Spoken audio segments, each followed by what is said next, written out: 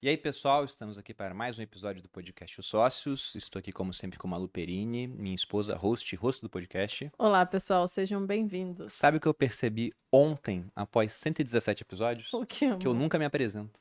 Você nunca se Eu apresenta. dispenso apresentações também. Nossa Quem está aqui já Senhora. deve me conhecer. Mas para quem não me conhece, eu sou o Bruno Perini, acho que eu tenho que mudar a abertura depois de 117 episódios por causa disso. Bom, entrando agora na parte de mercado, que eu acho que é o que mais interessa para o pessoal que está nos assistindo e quer investir o seu dinheiro naquilo que deve performar melhor ao longo do ano. O que está chamando a atenção de vocês para 2023? E aí, na verdade, vamos fugir um pouco desse horizonte de apenas um ano, né? Mas o que está atrativo agora para o investidor colocar na carteira pensando em longo prazo, mas que nesse momento tá dando sopa, assim, aquela analogia que eu fiz lá nos Economistas do Kairos, né? Que é um deus grego do tempo, um dos vários que existem, mas era do tempo oportuno. Ele era um jovem, bonito, né? Entre aspas, assim, porque tinha um penteado meio heterodoxo, mas era forte, como um deus, tinha asas. Só que ele tinha apenas uma mecha de cabelo aqui na frente, era careca atrás. Então, ou você pegava o Kairos quando ele passava, ou depois que ele vai embora, você não pega mais. E hoje, o que é uma oportunidade do Kairos estar parado aqui na frente, dando sopa, tomando um café pra gente pegar na mecha do cabelo dele? Eu posso só fazer finalizar essa parte de economia aí? Não Sim, sei claro. se- Porque o que é? Eu tô vendo muita gente preocupada falando o seguinte, ô Gui, esse governo do Lula agora, ele é um governo Dilma, é uma continuação do governo Dilma? Seria um Dilma 3? Seria um Dilma 3, né?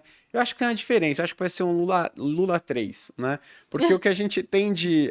porque Dilma 3 É brabo. é brabo, né? Puxado. Exato, né? Então acho que a gente tende a ver um Lula 3. O que é um Lula 3? Poxa, no governo Dilma, ela reduziu a arrecadação e aumentou os gastos. Aqui a gente tá observando, né?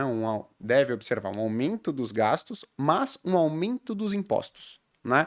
Então é uma coisa tentando equilibrar a outra. Então não é você perdendo nas duas pontas. Né? Tanto é que o governo Lula tem uma diferença muito grande entre crescimento de arrecadação e crescimento de despesa pública frente aos governos seguintes da Dilma, em que essa diferença foi muito maior.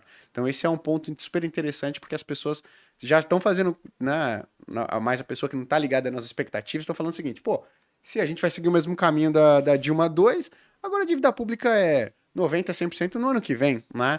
Então tem algumas diferencinhas aí que eu acho que é importante mencionar. Porém... Tem uma diferença que eu acho que é muito importante mencionar. A Dilma é azarada, o Lula tem sorte. não. Porque o Lula, ele entra no governo pegando o ciclo de commodity. Já é a Você segunda olha vez, né? o Lula 1, o Lula 2, foi o ciclo de commodities. Uhum. Quando ele passou o bastão pra Dilma, o preço começou a negócio cair. Exato. E aí ela pegou esse cenário com os gastos mais altos, mas o Lula arrecadava muito, porque os termos de troca eram bons pro Brasil. Exportação bombando, com o preço do dólar num patamar muito interessante pra gente, e preço de commodity alta. Aí entrou a Dilma, o preço das commodities caíram. Uhum. Aí o dólar subiu, mas o que a gente vende em dólar tava muito barato. Sim. Não tava mais tão bom. E o Lula, nesse momento, né, ao que tudo indica, a gente vai continuar com preços de commodities que a gente exporta em níveis muito atrativos. Sim. Então, novamente, o cenário externo, ele tá positivo. E o que eu mais quero, tá, pessoal? Você tá agorando o governo? Eu adoro ter um presidente sortudo. É muito melhor do que ter um azarado, Exato. no final das contas. É melhor ter um presidente que vai pegar esse período de sorte, né? É melhor ter alguém governando com um ciclo de commodity do que não ter ciclo de commodity. Perfeito, né? E tem um outro fator interessante, que às vezes as pessoas falam o seguinte, mas tem que aumentar imposto mesmo, porque, pô, o rico, ele paga pouco imposto, né? Tem que pagar mais. Falo, acho que só para entrar nessa discussão que é polêmica, mas eu acho que eu gosto de dar o meu parecer, porque eu acho que a gente precisa discutir antes uma coisa, né? Porque todo mundo agora tá falando sobre tributação em pessoas mais ricas. Acho que antes da gente falar de imposto sobre grandes fortunas, a gente precisa falar sobre reestruturar a cadeia de impostos do Brasil, porque de fato, a maior renda aqui no Brasil, as pessoas que têm uma renda maior pagam percentualmente Menos um imposto menor.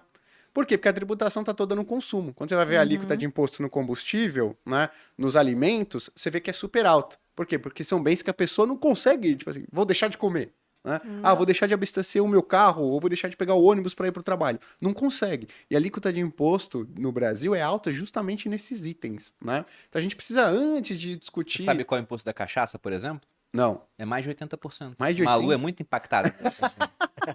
Compra sempre, né, Boludinha? Agora eu tenho ganhado bastante. Tem ganhado bastante cachaça. Ah, Tô zoando. boa, né? Então tem esse fator. Antes da gente discutir, pô, tributação, né, sobre grandes fortunas, eu acho que a gente precisa fazer isso, porque a gente vai liberar espaço para consumo na população pobre, que tende sim a ter um impacto muito positivo na atividade, porque o pobre ele é muito mais suscetível a consumir a renda que sobra do que uma pessoa que ganha mais de 30 mil por mês, né? Então, eu acho que essa é uma discussão prévia que a gente tem que fazer. Lembrando, né, que o Brasil já tem uma alíquota de imposto, pô, compatível com países que têm índices de qualidade de vida muito melhores do que o nosso. Então você está falando o seguinte, vamos aumentar a arrecadação. Para quê? Se a gente gasta de maneira extremamente ineficiente, né? Você vai aumentar a alíquota como um todo, você pode ter um impacto um benefício social muito pequeno.